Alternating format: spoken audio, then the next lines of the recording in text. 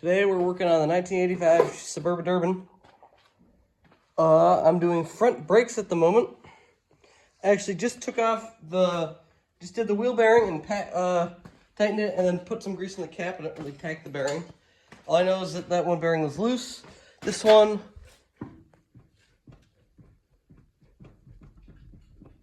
also has a little bit of a wiggle to it, not too bad though. Might not be a bad idea to throw ball joints in this in a while, because I assume that's why there's a bunch of shims up there, and I don't know exactly why those are there or how they work. But there's definitely some issues with the front tires wearing crooked, but we have a lot of tread, and we can also just put them on backwards. So we won't worry about that too much right now. So yeah, I'm gonna take these big caliper guys off. Yeah, not exactly sure how they come off. But I'll figure it out. Yeah, there's stuff that happens. So, to take these off, you have your pins, your Allen bolts as they are. So that one's starting to get a little waller just a bit. And this caliper is sitting just like this, and you take the pins out, and you pry it out like a normal one, and then compress it back in, put new pads in, and put it back on. If you notice, these hubs and rotors are one piece, which is nice, not nice, because it's expensive to replace, but also things are simpler. But yeah, they're pretty flat. The other one was really nice and flat. The outside's pretty flat, and this one has a little bit of a to it, but it's not bad. Still nice and smooth though, just kind of domed, but that should work just fine. So have it all back together, pins and all that are all Loctite and all that. Went through and greased the ball joints, the A-arms, and all the steering. So there's lower ball joint, upper ball joint, tie rod, and then that pin side, that side. There's this part of that. There's that part of that. Maybe that's Pitman or Idler or whatever the arms are. Same over here, and then one more right there. Other than that, yeah. So it's just putting the tires on, and the front's all buttoned up. But I'll do that tomorrow. Home sweet home. So we're gonna do a bottle of the old STP. She's got all the things that you need for your flat tappet guys, and had super good luck with Lube Guard recommended to us. So we're gonna dump that where that goes, dump that where that goes. Right now, we're still kind of fighting with the door, trying to get the electric motor out of there that's seized up. And we got one drum that is unhappy. We're moving on to plan B, trying to get to the air hammer and prying and whatever. The shoes are stuck on that guy. Front brakes up here are done. New pads, everything greased up, everything lubed up. We got that. And one big step with $104 later, and a bunch of forms to fill out. Yeah, glad there wasn't anything to step on over here. Good thing there. We got some plates. She's almost road legal, so we got plates for it. Didn't do the collector plates. Probably will do those later. Just wanted to get it on the road for now. Got to decide what insurance to put on it. You know, she's collectible, so I'll have to look at that. Like I said, we got this guy off, no problem. Gonna go through all the hardware, shoes, wheel cylinder with that. And our door, we got our electric motor tied out down there, which appears to not be focusing, but it's down there.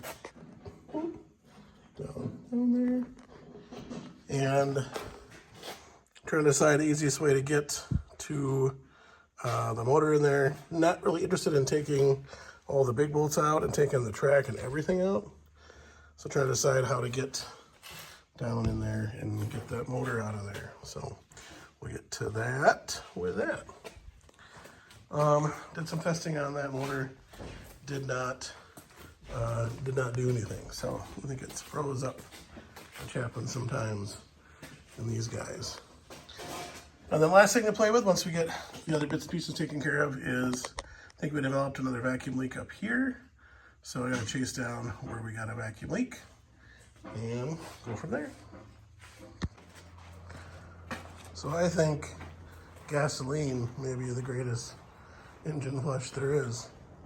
So we changed the oil on this guy. Had probably an hour and a half of runtime on it, just putting around the field, etc. And then boom, when start again, cylinders got washed, fuel pump went out. So cut open that guy, and look at the chunkage we got from there.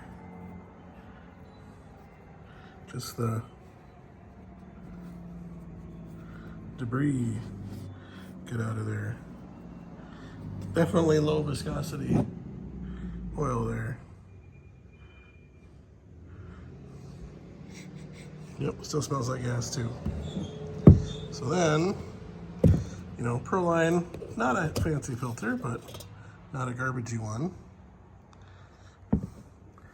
Definitely got some chunkage in there. Yep. Lots of debris.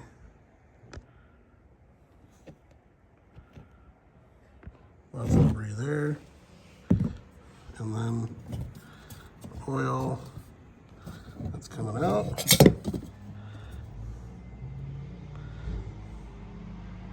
Let that drip a little bit. And then, yeah, see the chunks in there? So maybe you just need to dump a quart of gas in your oil to get done what you need to get done. Here in Minnesota, we just wait for the fuel pump to go out before we do any of those fancy engine flushes. Don't need no seafoam here. Just some gasoline in your oil will clean her right out. Never forget, Minnesota is Proline Rust. We pulled a washer fluid container out of another squarebody Suburban, because the one over here did not hold any fluid. Might need a new pump, but we'll get to that. And we fought the good fight and finally got this silly thing out. And yeah, spray that guy down a little bit. So we ended up taking the nut off of that pivot bolt. I would if I had. Where's the lubricant? And then the wheel cylinder loose. And we finally got that guy. So it was a bear. That is seized up, isn't it? Yep. Okay, let's spray it down and let her soak a little bit. Oh, hold on. We have two levels of performance. Higher performance and higher performance. We'll see which one he wants first. I only got so many hands. So you're right, you start with a low performance, then you move up to high performance. I use one that does something first.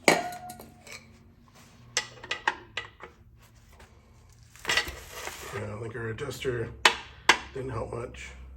I think I'm going the right way. Well, no, I'm not, am I? I would maybe do a small pliers and just try to wriggle it side to side. I'm going the wrong way A though. little bit. Small pliers. See what we got going on. Okay.